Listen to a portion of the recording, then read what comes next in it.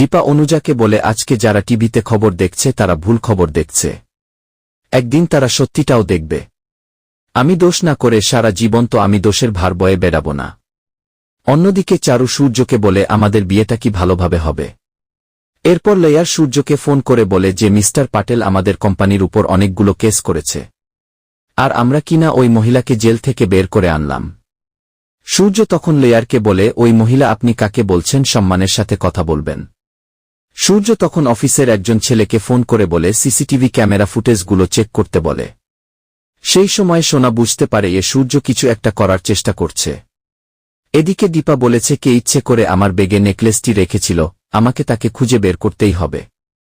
জয় ভাই পেয়ে যায় আর মনে মনে বলে বৌদিদি চাইলে সমস্ত সত্যিটা বের করে ফেলবে। এদিকে সূর্য চারুকে ফোন করে দীপার খবরটা দিয়ে তার টেনশনের খবরটা জানায়।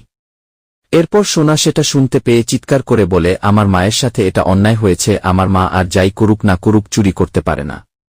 দীপা তারপরে অফিসে গিয়ে সেই লোকটাকে জডাজডি করে বলে আমি সিসিটিভি ক্যামেরার ফুটেজটা দেখতে চাই। সেই লোকটা পারমিশন দেওয়ার আগে সূর্যকে ফোন করে সবটা জানেই। সূর্যের পাশে দাঁড়িয়েছিল সোনা। সোনা সূর্যকে বলে বাবা তুমি পারমিশন দিয়ে দেও। অন্যদিকে জয়ী স্কুলে দাঁড়িয়ে মিশকা ভাবে যে কোথাও তো একটা মিসিং লিঙ্ক আছে, সেটাকে আমার জানতে হবে। দীপাকে আমার নিজের হাতে শেষ করে এটা প্রমাণ করে দিব যে মিশকা বেঁচে আছে। এরপরে সাক্ষ্য দীপের সামনে এসে দাঁড়ায় আর বলে যে আপনার মেয়ের কেস স্টাডি আমি করছি, সেজন্য কয়েকটা টেস্ট করতে হবে, যেমন ধরুন আপনার আর আপনার স্ত্রী নেগেটিভ টেস্ট করতে হবে। তখনই সাক্ষ্যদীপ বলে ফেলে যে জয়ী তো আমার মেয়ে নয়। দুবাইতে একটি অ্যাক্সিডেন্টে তার চোখটি নষ্ট হয়ে যায়।